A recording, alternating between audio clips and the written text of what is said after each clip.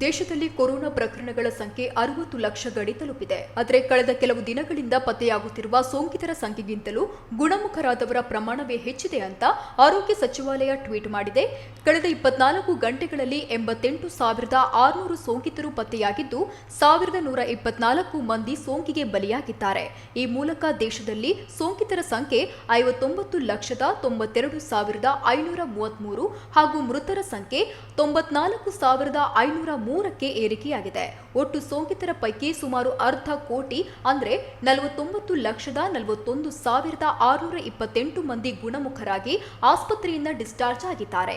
ಉಳಿದಂತೆ 9,56,402 ಕೇಸ್ಗಳು ಸಕ್ರಿಯವಾಗಿದೆ ಎಂದು ಕೇಂದ್ರ ಆರೋಗ್ಯ ಹಾಗೂ ಕುಟುಂಬ ಕಲ್ಯಾಣ ಇಲಾಖೆ ಮಾಹಿತಿ ನೀಡಿದೆ.